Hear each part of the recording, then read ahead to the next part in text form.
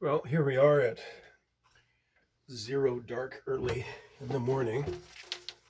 I'm waiting for confirmation from this chap to see if he will, in fact, be coming in for a trial fitting this afternoon. So, um, before he arrives, because I have this buckle and strap, which um, I altered a kilt, and this was the third strap and buckle done on the right hip, which really accomplishes nothing.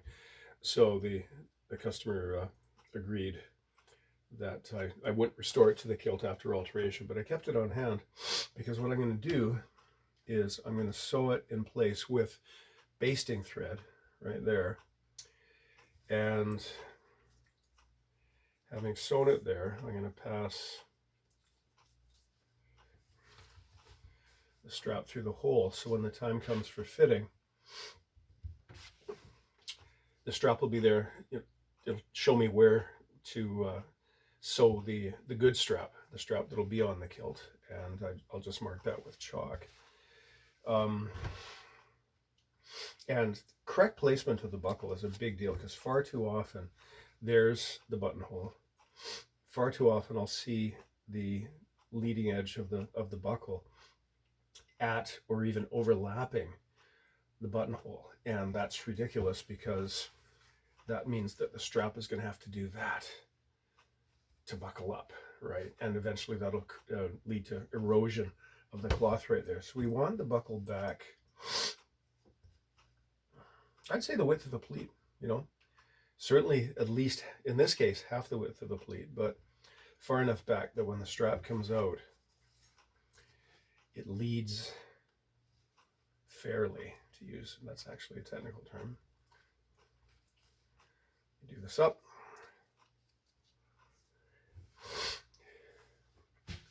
So that it leads like that and not like that. So this, in this case, it's going to be back just about one pleat width. I'll sew that in later. Pardon me. The next thing I'm going to do, just for concurrent activity, this doesn't have to happen before he arrives. Well, one thing has to happen, and that is I'm going to baste this. Now there's my planned right-hand edge of the outer apron, but I'm going to baste this its entire width so it's not flopping around when I'm fitting it to the chap. So let me do that right now.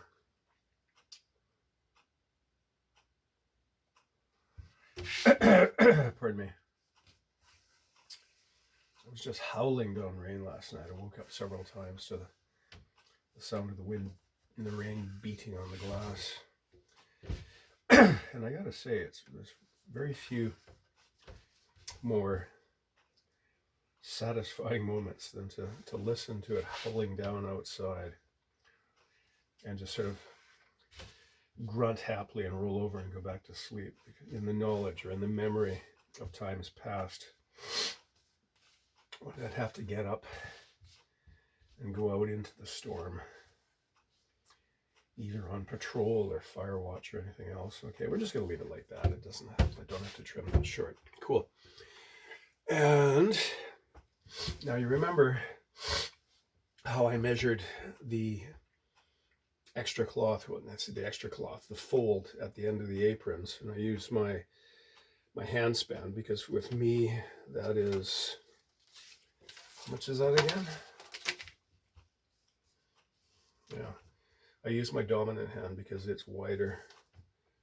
Okay, that's like 8 3/4 inches versus just a nudge over 8. So I gave a little bit extra because remember we had the cloth went to about here. So I measured that and then I gave it a bit extra so that the end of the cloth would be making reference to the pattern. I would have a line so that I could do this easily. Now I've got 2 strips, they're about the same width. But I'm going to place this one like so, and then this one like so. Now you notice that the ends they're not flush, they're overlapping like that. And that's important because if they were lined up, there would be a perceptible step, a shoulder under the cloth, which you could feel and possibly even see.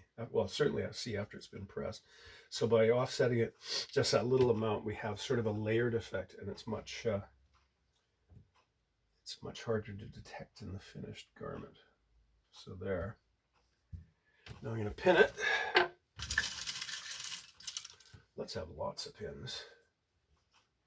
I start by pinning on the strongest element of the tartan, which in this case is that red line.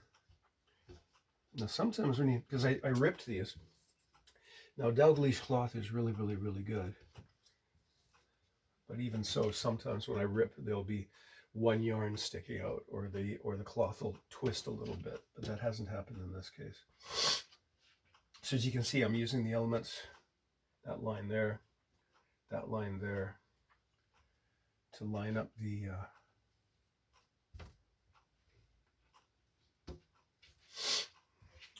edges of the tartan. Now the end of when I sew the apron in place, it's probably going to go to that line because I like a rather deep fringe. It's a bit rich. Okay, I'm going to compensate for that a little bit. Now, having done the brighter element, I then pin between, then I pin between,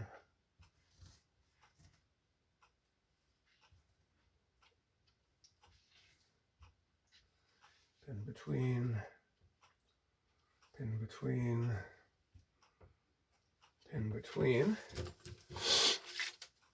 Now, I want to see, looking at the back, okay, there's the edge of that cloth, because I want to sew both of these together. So I want to take my mat, flip it over like this. Now,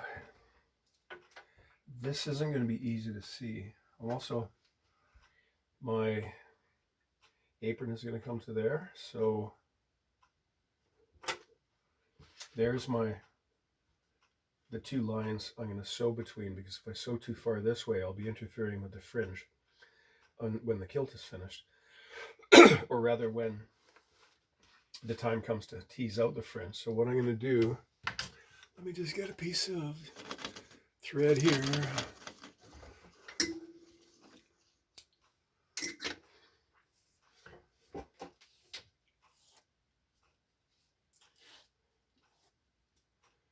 Let's wax it pretty well.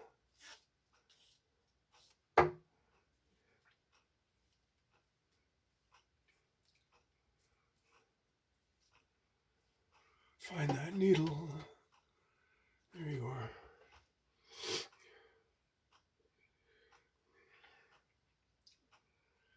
Sometimes I'll lose a needle. It'll fall out of that strip of cloth, or I'll lay it down for a minute. Or I used to lay them down, and if I lose a needle, I stop everything. I've read in one particular tailoring manual that it's actually a waste of time to stop and recover a needle from the floor, that you should just grab another one. But I'm terrified that it's going to wind up in the finished garment, and that, okay, my eyes are obviously not focusing yet. I haven't had enough coffee. It is really early in the morning. Okay, part of it too is this yarn is fraying.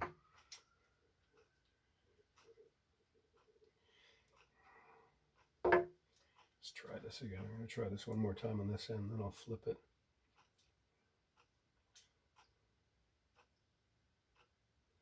Very rarely in my life have I been grateful that I'm nearsighted. But this is one of the times.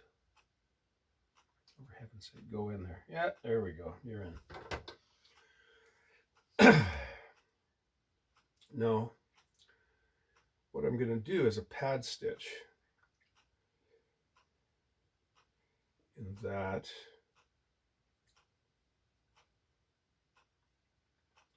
This isn't really what I would call a structural seam. It's not fantastically strong because it doesn't have to be, but the purpose of the stitch I'm about to do is to hold this in place, because eventually the outer surface, the apron will be brought to it and sewn much more securely than this. But what I'm going to do, this may or may not be entirely visible. Let's do one back stitch. Now I'm just pricking through. So I'm not leaving much thread visible on the outside.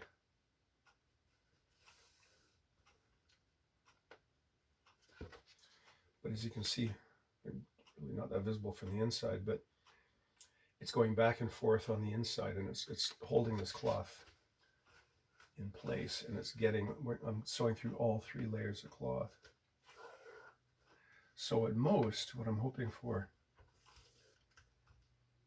is just perhaps an ever so slight pucker in the cloth where the needle passed through, but we don't even have to have that, because you don't need to draw this like snug. We're just drawing it into position. And what the heck, rather than stop the camera, I'll just keep doing this in real time. Now, as I'm doing this, I'm also feeling, because I didn't put a chalk mark the whole way, but I am feeling the cloth with my thumb to make sure that I'm staying on target. I can wander a little bit, as long as I don't get too close to the edge, I'm just fine.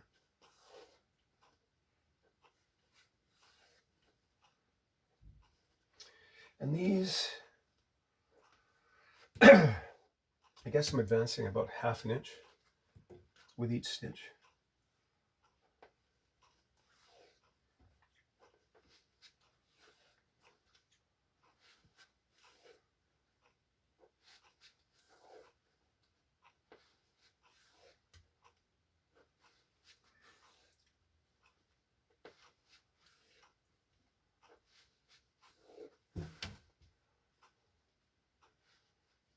You saw I just adjusted the work to where I'm sitting. It's a common mistake.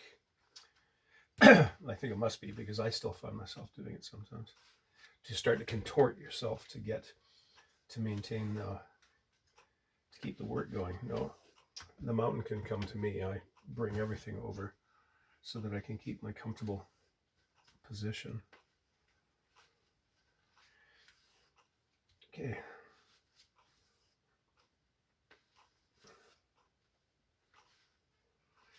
Just about there. Make sure that my thread doesn't escape the needle, because it was embarrassing enough getting it threaded the first time. Yeah, I'll get this done. I'll stop at this when I finish this sewing. Actually, I probably have just time to sew that buckle in position before I have to stop what I'm doing and then jump on my bike for the 6-kilometer commute to the day job. And again, the clock is ticking on the day job. I'm getting near retirement from that, because at that point I'll be finally able to make my entire living as a kilt maker. Granted, supplemented by I can't believe that I'm actually that old, supplemented by my old age pension and my company pension. But it means I can put in a proper day's work every day instead of getting up at 5, working till 7:30. Okay, now I'm going to pull all those pins out.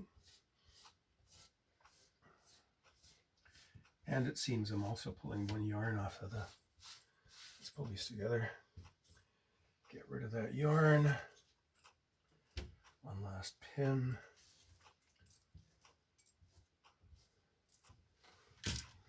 Okay. I don't know if you can see the zigzag, the back and forth there. The last thing I'm going to do is, here we have the end. The last thing I'm going to do is I'm going to just knock the corner off that and off the inner one as well, being super careful not to nick the outside cloth. And that's just that when we're sewing that bottom seam, I don't run the risk of having a yarn or two peeking out. Okay, good. Time is getting kind of tight, so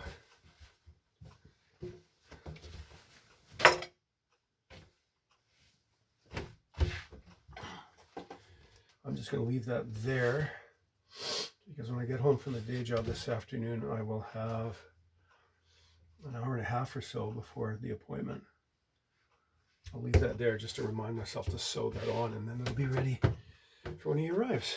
Okay, have a good day, folks. I will check in with you later.